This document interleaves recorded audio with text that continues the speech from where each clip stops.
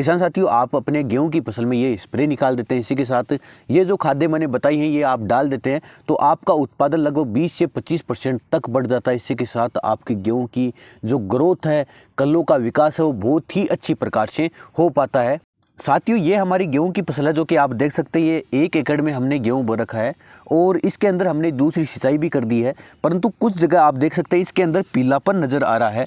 तो आज इसके बारे में बात करेंगे कि किसान साथियों ने अगर गेहूं की फसल बो रखी है और उसमें पीलापन प्रदर्शित हो रहा है तो किन किन वजहों से पीलापन दिखाई देता है, और इसी के साथ उस पीलापन का जो रोग है उसका उपचार किसान साथी अपने यहाँ पर क्या कर सकते हैं।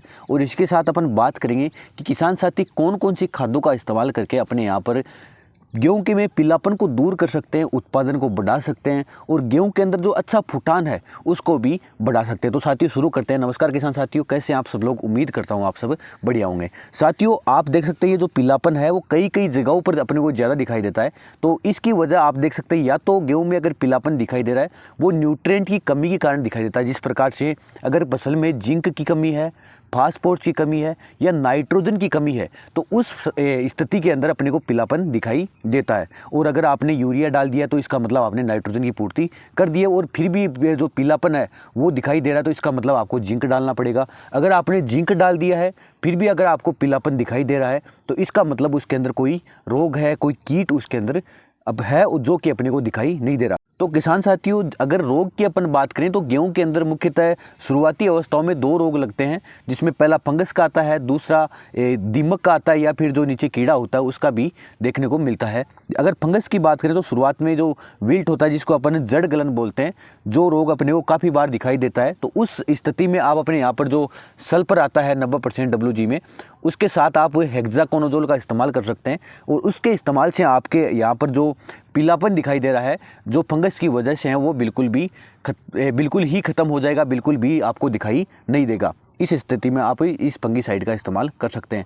इसी के साथ किसान साथियों, अगर आपके यहाँ पर दीमक की समस्या आपको दिखाई दे रही है, जिस प्रकार से आपने गेहूं को उखाड़ा तो जड़ है वो बिल्कुल ही ख़त्म हो चुकी है, दीमक ने जड़ को काट लिया है या खा लिया है, तो इस दीमक के लिए आप अपने यहाँ पर क्लोरो 55% का इस्तेमाल कर सकते हैं। तो किसान साथियों, अगर 55% का इस्तेमाल कर रहे हैं तो आप किसी भी खाद के साथ मिलाकर कर सकते हैं, या फिर अगर कोई स्प्रे निकाल रहे हैं तो उसमें भी कर सकते हैं। अगर स्प्रे आप निकाल रहे हैं तो थोड़ा सा ध्यान रखें, आप उस स्प्रे को ज़मीन को टच करता हुआ करें ताकि उसका इफेक्ट है, असर है, वो ज़मीन में जाए और दीमक अपना स्थान छोड़ दे। तो दीमक के उपचार के लिए आप क्लोरो का इस्तेमाल अपने यहाँ पर कर सकते हैं। साथियों, अगर आपने यहाँ पर फंगीसाइड से उपचारित भी कर लिया है, कीटनाशक से उपचारित भी कर लिया है, आपने दीमक का भी उपचार कर दिया है, फिर भी अगर आपको अपनी फसल गेहूं की फसल में पीलापन नजर आ रहा है तो आप मान सकते हैं ये न्यूट्रिएंट की कमी के कारण हो सकता है।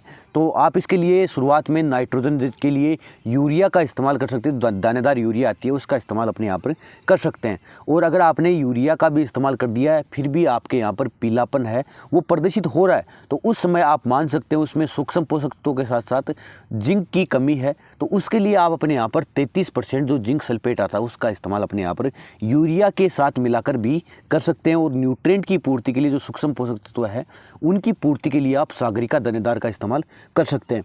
तो उस स्थिति में आपको पीलापन है वो बिल्कुल ही खत्म हो जाएगा आपकी फसल के अंदर। किसान साथियों, आप अपने गेहूं की फसल में ये स्प्रे निकाल देते हैं, इसी के साथ ये जो खादें मैंने बताई हैं ये आप डाल देते हैं तो आपका उत्पादन लगभग 20 से 25% तक बढ़ जाता है। इसी के साथ आपकी गेहूं की जो ग्रोथ है, कल्लों का विकास है, वो बहुत ही अच्छी प्रकार से हो पाता है। किसान साथियों, ये जानकारी आपको अच्छी लगी तो वीडियो को लाइक कर सकते हैं, हमारे चैनल को सब्सक्राइब कर सकते हैं, या फिर आपको इसी प्रकार की आपको जानकारी चाहिए तो हमें कमेंट के माध्यम से बता सकते हैं। धन्यवाद किसान साथियों।